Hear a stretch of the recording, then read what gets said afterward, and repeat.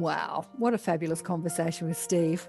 You know, Kathy, who had just come home at the end of it, we were chatting after I turned off the recording, as you do, talking about, we went all sorts of places, talking about souls in animals and, you know, contracts that we have with different souls to be here in this life and all sorts of things. But two beautiful people, amazing, gorgeous people who are doing beautiful things. I tell you what, that healing room does look just like such a sanctuary. And Kathy's just such a beautiful person too. Yeah, it's amazing how our friends and family and even ourself or our higher self or our soul are teaching us from that side, are helping us navigate this world, the density in this world. We're never alone. We have so much help. A team, even if that team is us, another aspect of us or our higher self, as Steve calls it, helping us navigate this world, helping us navigate the ego. I had a session with Courtney Beck. I had her on the show recently, who's another amazing spiritual teacher. And she said, I've been guided to give you a session. And the way she does it is she tunes into her guides and then just writes it down, sends you an email. Anyway, in this session, she said, I need to write another book and I need to write about, she said, you've been in this industry for so long. You need to write a book, a sort of a guidebook for the awakening or the evolving, you know, new old teachers, people that are awakening and saying, okay, how can I share my message and how can I help this world?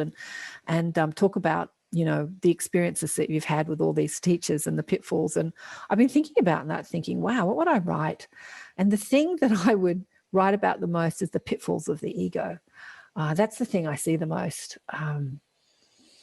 How we can feel superior or inferior, or just the pitfalls of the ego, how the ego we have these good intentions to love and spread the light, and then the ego kind of gets a hold of us and takes control.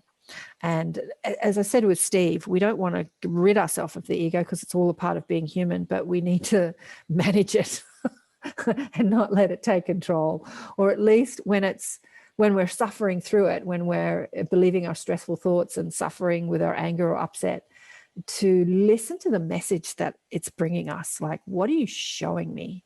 What is this anger showing me?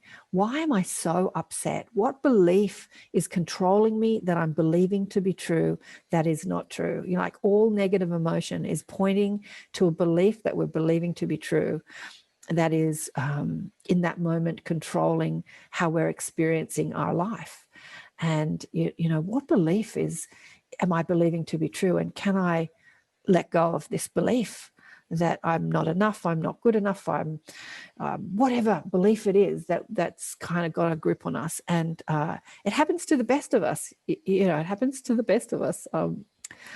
I don't know too many people on this earth as amazing and as spiritual and as guru and as they are. Even, you know, people have had near-death experiences, as Steve talked about.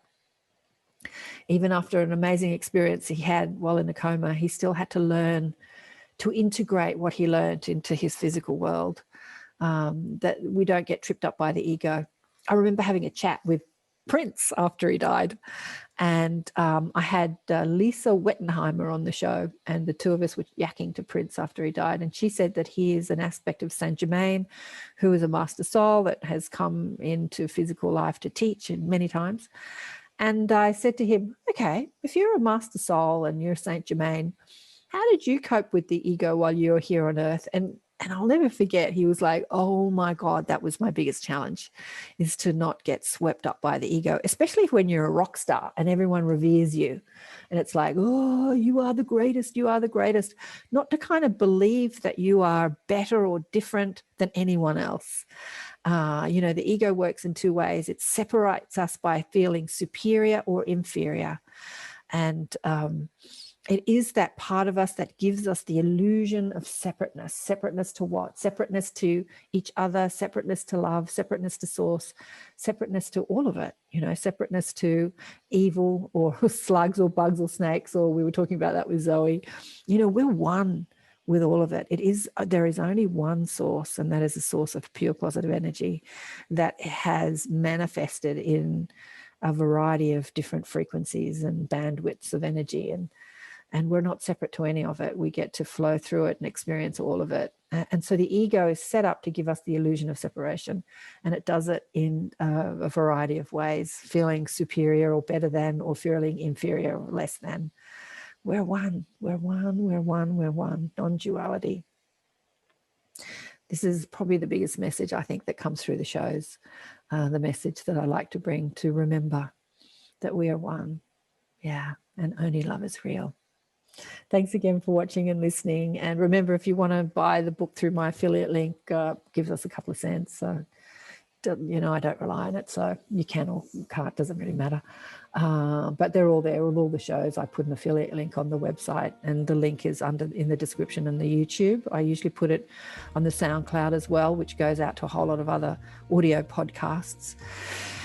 If you want to find it there, or just go to my website, KarenSwain.com, and put in the name of the people you want to listen to. And who's coming up? Oh, I've got Danielle Gibbons coming up in the Inner Sanctum in December, early December, 6th to 7th. Monday the 7th here in Sydney, Sunday the 6th in the afternoon from 1, I think, Pacific time, and 1, 2, 3, 4, 5 Eastern time, or is it the opposite? Anyway, so it's Sunday afternoon in the States. She's just beautiful. Check out the shows I had with Danielle. I think I did one at the beginning of the year talking to her and Mother. She channels Mother Mary about the crisis that we've been going through in 2020 and the perspective that she had. Oh, it's always such a mind-expanding, heart-expanding, enlightening, joyous experience to be with Danielle and Mother. Oh, not to say that she doesn't flow through all of us, this energy of Mother Mary. It's just that that's Danielle's thing, you know, that's the energy she brings to this world. And a couple of other people coming up for the show, and then I'm going to have a break and do some other work, and think I'm coming back probably February next year. I don't know. I might put a couple of people in January. We'll wait and see. But I'll be away for a week over the 21st activation alignment. So radio silence from me for that week, just before leading up to Christmas. No internet. I'll be in the forest, so it'll be beautiful. So I love you all, and thanks again for watching and listening and sharing your comments. Let me know what you think of the beautiful Steve and Kathy. Bye for now.